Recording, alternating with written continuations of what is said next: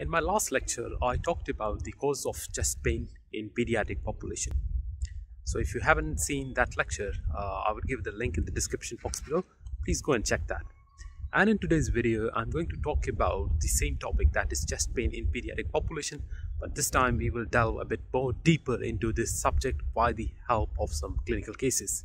So without further ado, let's dive in and get started. So we will be explaining the concept of pediatric chest pain with the help of a few examples. So let's start with our very first case study. So this is a 15-year-old girl who comes into the emergency department. She's got a history of chest pain which started 1 day ago, and it started at school, and it didn't improve with the paracetamol being given to her, so she was sent back to home from the school. Her past medical history is insignificant, and when you examine her, all the parameters are normal. So the blood pressure, cardiovascular system, respiratory system, and all of the systems are normal. So the triage nurse does an ECG because of her chest pain, and this is the ECG in front of you. So the question is, what is this girl suffering from, and what do you find on this ECG? Now, if you carefully look at this ECG, you can find that she has got sinus tachycardia. Why sinus tachycardia? Number one, if you see the rhythm strip, if you look at the long rhythm strip, this lead number 2, you can see that every Qrx complex is preceded with a P wave, and it is narrow interval. So you can see a P wave here before the start of every Qrx complex. So it is a sinus rhythm. Number 2, if you see these RR intervals, they are occurring at regular intervals. So this is a sinus rhythm, normal sinus rhythm. But then again, if you count the number of squares between two consecutive RR waves, you would see that it's approximately around like 2 squares, two like, you know, big square. So you know, when the interval between the two RR waves is 1 big square, the heart rate is 300. If it is 2 big squares, then the heart rate is 150. So if you see, this girl has got a heart rate of 150 beats per minute. The normal at this age should not be more than 100. She's 15 years old, so 100 is the upper limit. So between 60 and 100 is a normal heart rate at this age. Her heart rate is 150, so that's obviously increased for her age. So this is sinus tachycardia. Then if you look at all the other leads, like starting from lead number 1, lead 2, lead 3, and all other the augmented limb leads and chest leads, you don't find any evidence of ST elevation or ST depression, which might show a bit of ischemia or any other cardiac pathology. So this is your sinus tachycardia. And again, if you look at the history, she's a 15-year-old girl. She's got a history of chest pain of 1 day duration, didn't improve with paracetamol, and everything else in her past medical history is insignificant. It means that she hasn't got a history of like significant cardiac pathologies in her family, or someone dying at a younger age because of heart problems anyway in her family. So a sinus tachycardia, where in an adolescent who is otherwise normal, hasn't got any other pathology, obviously, you know, the thyroid is not enlarged. So this is most commonly stemming up from anxiety. So usually what happens, that these kids, they usually have got what we call as idiopathic chest pain, and obviously the pain started at school. So usually these types of chest pain, they start in a situation where there might be some form of stress from studies, stress from peers, or stress from, like, you know, from domestic issues. So it can start at home, it can start at school, and then, you know, it didn't respond much to paracetamol. And obviously, because this girl is most probably anxious about her chest pain, so with anxiety, what happens is that the heart rate increases. So usually you will get sinus tachycardia when you do an ECG, but you won't find any other reason for sinus tachycardia. They don't have fever, they don't have any thyroid problem, they are not in pain. Sometimes though, I mean, if the pain is a bit on the higher side, that can also give you anxiety, and that can also give you sinus tachycardia. But this type of pains where you don't find a sort of a reason for that, there is no cardiac history. I told you in my previous lecture that most of the cases of chest pain in pediatric population are non-cardiac in origin. 98 to 99% are non-cardiac in origin, and again a big chunk of that is idiopathic chest pain. And idiopathic chest pain, again, we don't need to have a reason for that. We simply call it an idiopathic chest pain. Most of the time it is usually associated with anxiety, and anxiety and pain itself, they lead to a positive vicious cycle. So if it's been there for a day or more than that, then obviously there will be an element of anxiety, and that would lead to tachycardia.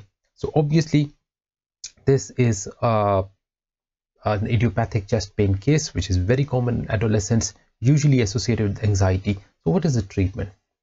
Now, treatment usually is that obviously she has taken paracetamol and it hasn't worked. We need to ask how much analgesia she has been taking. Now, normally these type of pain have to be given regular analgesia for at least a day and two, and then only after that the pain responds. So it's not like they have taken 1 or 2 tablets and they think that it would work. They have to take paracetamol in an age appropriate dosage. Let's say at 15 years, given the fact that she's a healthy girl, 1 gram of paracetamol, if she takes it every 6 hours, maybe a day or two after that, she would start responding to these painkillers, and the pain would go down. The other important, this is very, very important, another important part of the treatment is to give them reassurance. Many times the parents, they come because they simply want a reassurance that it is nothing to do with the heart. And I told you again, statistics shows that less than 1% of these cases would be cardiac in origin. Especially in this particular case, there is nothing to suggest that there would be an underlying cardiac reason. So you need to give them reassurance. You need to tell them that, see, this pain is there, pain is very much real, but there is no obvious cause for it. Obviously, she has taken paracetamol, it's just 1 or 2 dosages. That's not going to work. She needs to take regular analgesia for a day or two, at least like 24 to 48 hours, and then it would go down. The other thing is that they don't have to be anxious about this thing. Anxiety and pain, they are sort of related to one another. That would lead, one would lead to the other one, the other would lead to then they would go in a vicious cycle. So reassurance is very, very, very important. Along with painkillers, you tell them, listen, you have to take it easy, okay? Just go relax, don't think about it too much. It's not cardiac in origin, and it would certainly go away, okay? And with regular analgesia, within 24 to 48 hours they would respond. So this is very important, that as a part of the treatment you should give them reassurance as well. Okay, so let's move on to the next case. This is a 17-year-old boy who has got a history of chest pain for the last 2 years. So he's got a history of chest pain for the last 2 years, and now again he presents with chest pain. This chest pain is of 1 day duration, and he has got an underlying diagnosis of attention deficit hyperactivity disorders. So see, here you have got a 17-year-old who has got a past history of ADHD. He's got a past history of repeated chest pain as well, and today again he has presented with a similar complaint. Now on examination, all parameters are normal. So again you have examined him and all the parameters are normal. However, there is some mild pain when the anterior part of his chest is palpated. Now see, here lies the clincher. All the examination parameters are normal, but when you try to press on his anterior chest, there is some pain which can be reproduced. So it is mild in nature, but it can be reproduced. You also go through his previous records. He had 6 ECG done over the last 2 years, again because he's been coming again and again because of the chest pain, and that they have been normal. So what is the diagnosis in this case? I think this is a pretty much straightforward case. I told you in my previous lecture when we were discussing the cause of chest pain in detail that a child who presents with chest pain and where the pain can be reproduced on palpation of the chest, they have got musculoskeletal reason for their chest pain. Musculoskeletal reason for their chest pain. It could be trauma, it could be costochondritis, it could be Tight's disease, it could be slipping rib syndrome, it could be precordial catch, but there is a musculoskeletal reason for that. Now in this particular case, because we know that it is a musculoskeletal reason, He hasn't got any history of trauma, so obviously trauma is out. So then I told you costochondritis is one of the most common cause. Costochondritis. Costochondritis is inflammation of the costal cartilages, and it can happen with sports, it can happen with the trauma, it can happen after viral infections, and sometimes it happens without any reason. It might be there for some time, it might be there for weeks, it might be there for months. Sometimes it responds to painkillers, sometimes it doesn't respond to painkillers. So, you know, people can be on different parts of the spectrum where it might be a mild costochondritis, and on the other hand, it might be like an intractable costochondritis where, you know, things are not, you know, it's not properly responding to painkillers. So costochondritis, one a variant of costochondritis is Tight's disease. So Tight's disease basically it's costochondritis, but it is associated with swelling. So usually there would be some form of swelling on the left or the right side of the chest over the costal cartilages. So if there is no swelling, we call it costochondritis. But if that costochondritis is associated with some swelling, it is known as Tight's disease. So Tight's disease is costochondritis with swelling. And I told you some of the other reasons for musculoskeletal pain in the chest is slipping rib syndrome, precordial catch. But this particular case most probably is costochondritis. And costochondritis can be caused by different things, like it might be caused because of sports, it might be caused because of repeated trauma, repeated exercise, or sometimes there is no reason for that. It simply occurs. We don't know why it's causing idiopathic costochondritis. So the diagnosis here is costochondritis. Why? Because the pain is reproduced by palpation of the chest. Okay, moving on to the third case. This is a 14-year-old boy who has got history of recurrent chest pain for the last few months. Again, he's an adolescent. He's got a history of chest pain, so probably he has presented to the ED many times in the past as well. On some occasion, it responded to paracetamol. Now, the current episode started 2 days ago, and he has been taking paracetamol, which didn't help him. So the current episode started 2 days ago, for which he has been taking paracetamol. It didn't help him. So today what he did, he started taking some ibuprofen along with paracetamol regularly, and now the pain is much worse. His Ecg and Chest X-Ray has been done, and it's shown in the here you can see the Ecg, and here you can see the chest X-ray as well. So the Ecg seems fine. This is what you would normally see in adolescents. Probably there's a bit of sinus, well, it's not even tachycardia. I mean, it's around 90 to 100 is the heart rate here, and that seems to be normal. There's no excess deviation. You can't find any QT prolongation. There's nothing over there. So this is a normal Ecg, and if you look at the chest X-ray, that also seems normal. So a normal Ecg, which you would find in most of these cases, and a normal chest X-ray. And he's got a history of chest pain in the past. Current episode of 2 days, didn't respond to paracetamol, so he took ibuprofen. Ibuprofen made it worse. Now remember, chest pain, which is usually made worse by non-steroidal anti-inflammatory drugs, that usually points toward gastrointestinal pathology, and usually either it might be esophagitis or it might be gastroesophageal reflux, which is more common than esophagitis. However, esophagitis is usually a sort of a complication of gastroesophageal reflux. So this 14-year-old boy probably has got gastroesophageal reflux, and that's why he's got a prolonged history of chest pain. Probably he's been suffering from gastroesophageal reflux episodes in the past, which has been causing him chest pain, and the recent episode can also be attributed to gastroesophageal reflux. Why? Because it was made worse by non-steroidal anti-inflammatory drugs. Usually acid reflux spasm is made worse when you give them non-steroidal anti-inflammatory drugs. So this is most probably a cause of gastroesophageal reflux causing acid reflux spasm, and that is causing chest pain. Moving on to another case.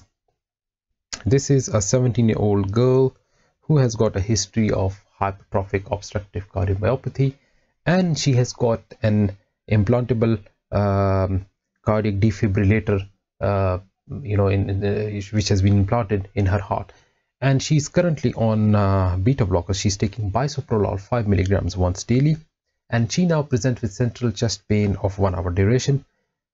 Because she's got a history of hypertrophic obstructive cardiomyopathy, there is a cardiac reason in the history. You do an ECG and you check her troponin as well. So troponin levels is 442.5 and ECG is as under. So if you look at the ECG, the first thing that strikes is wide Qrx complexes. So you see there are almost like wide Qrx complexes, and then you can see that there are pacing beats as well. So before every Qrx complex, you can see a pacing beat. For example, here you can see there is a pacing beat, here you can see there is a pacing beat, here you can see there is pacing, and then there is a wide Qrx complex. So these wide Qrx complexes are basically pacemaker oriented beats. So these are paced beats. So these are not like abnormal because of something going in the heart. It's simply because these are paced beats, because you can see there are pacemaker oriented beats before, capture beats as we call them, before the beginning of Qrx complexes, and troponin is elevated.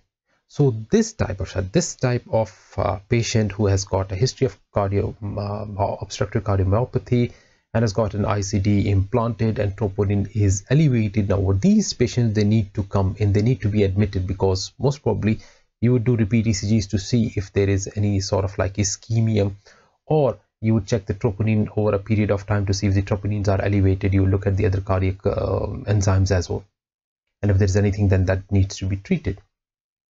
So this is a cardiac. So these cases are very rare. I told you less than 1% of the cases would be having a cardiac pathology.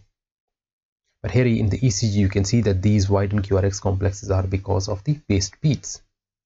Though you can't find any sort of a frank ST segment elevation, though that can happen. So, but that's, you need serial ECGs. One ECG cannot give you the complete picture. So serial ECGs have to be done. Similarly, serial biomarkers have to be done to see whether the levels are rising or they are constant. It's a tricky situation. So the best thing for you is to admit these patients. Discuss them with the cardiologist if you've got a cardiologist available in the hospital. Otherwise, they need to be admitted and observed. And as soon as possible, a cardiology opinion should be sought. So this was another case. Now this is the last case that we will be discussing today. This is a 17-year-old girl who has been brought to emergency department, and she has had sudden onset of chest pain while she was with her friends on weekend. Now she is a bit disoriented and wants to leave as well. So I think she's a bit disoriented, she's a bit agitated, she wants to leave the hospital. She was partying with her friends, she was brought, it's probably weekend, and she smells of alcohol as well. So she's been taking alcohol as well. Now whenever you come across these type of situations, teenagers partying, weekend, disoriented, agitated, always think of some form of intoxication or recreational drug use, which is very much possible in these scenarios, and it usually happens. Now let's say you are examining her, you find that the blood pressure is 150/90. So you might attribute that she's a bit agitated. This blood pressure increase might be attributed to the agitation. But the pupils seem a bit dilated, though you are not sure, because of the ambient lights. So ambient lights are there, and normally when the ambient lights are a bit bright, then the pupil, if the eyes are open, the pupil should constrict, but the pupils are dilated here. You do an ECG, and the ECG you find that there is sinus, probably borderline sinus tachycardia, and with that you can see that there is frank ST segment depression, and in almost all the leads. So if you see especially lead 2 here, lead 2, lead 3 had got ST segment depression, lead AVF has got ST segment depression, and then you've got depression here in lead V2, V3, V4, V5 and V6. So there is some form of ischemia going on. So remember, recreational drug use, which would give you tachycardia and which gives ischemia, dilated pupils, people partying, especially the adolescents who are usually involved in risk-taking behavior, think of cocaine toxicity.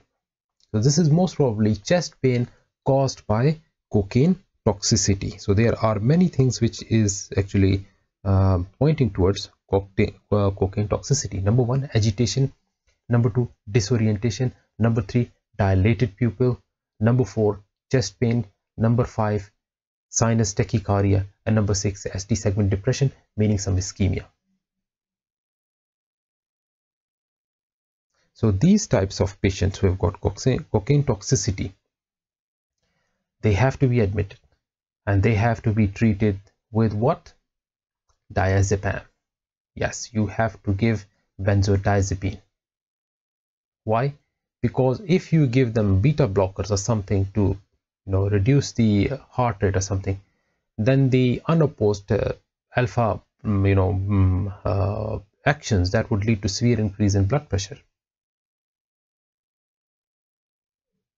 and that can cause stroke as well. So that's why it is important that you first give them diazepam. So usually cocaine toxicity is treated with IV, diazepam, or any other type of benzodiazepine which your hospital recommends. But do not directly give them beta blockers. You have to start with diazepam. Once diazepam has worked and things are cooling, then after that you can think of putting them on beta blockers to bring the heart rate down. But this is a case of recreational drug use causing chest pain, and one of the common recreational drug that causes chest pain in adolescents: partying, weekend, chest pain, adolescents, agitation. Think of cocaine. How can you confirm the diagnosis? It's very simple. Take this, what you call urine toxicology cassette strip, and do their urine toxicology screen, and that would come out to be positive for cocaine or maybe some other drugs as well. Usually they take combination, they might have taken weed or something else as well. So urine toxicology is a must in these patients. So that was all about explanation of chest pain in pediatric age group with the help of some clinical cases. I hope this has further consolidated your knowledge about chest pain in pediatric age group and its management. If still you have got a question or something, you can put your questions down in the comment section below and I will try my level best to answer them. So have a very good day. Take care and bye-bye.